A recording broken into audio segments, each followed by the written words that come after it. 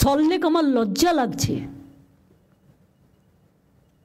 রাজারহাটেও শুরু হয়েছে এনক্রোচমেন্ট, সল্টলেকেও ইচ্ছা মতো সুজিত বোস লোক বসাচ্ছে কম্পিটিশন করে।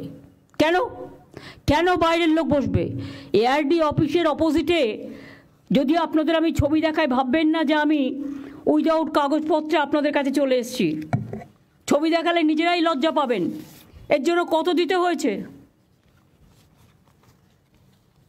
এই একদম পুরো এআরডি অফিসের সামনে সব এনক্রোচমেন্ট হয়ে গেছে। একটা করে তিপ্পল লাগাচ্ছে, একটা করে বসে হচ্ছে, একটা করে তিপ্পল লাগাচ্ছে, একটা করে বসে হচ্ছে। কেন? ওয়াই?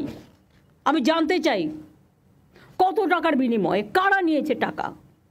কেন সল্টলেক কর্পোরেশনের কাউন্সিলররা কাজ করে না? তারা তো ইলেক্টেড বডি, কেন কাজ করে না আমি জিজ্ঞেস করছি। রাস্তা ঝাড় দেয় না, এবার কি আমাকে রাস্তা ঝাড় দিতে যেতে হবে? শুধু কি ওপরের দিকে তাকালেই হবে? নিচের দিকে তাকাতে হবে না? এলাকার লাইট দেখে না, রোড দেখে না, জল দেখে না, মানুষের প্রবলেম দেখে না? এই শহরটাকে আমি এত সুন্দর করে বানিয়ে দিয়েছি। কলকাতা শহরে ভিডিও করা ছিল কোন রাস্তা কত পর্যন্ত এনক্রোচমেন্ট আছে। তা সত্ত্বেও একটা করে নতুন ওসি আসে আর বসিয়ে দেয়, আর আমি ঘাতক ঝগড়া করব। আমি রাস্তায় গেলেই দেখতে পাই পুলিশের চোখে পড়ে না, সব চোখে ঠুলি দিয়ে বসে আছে,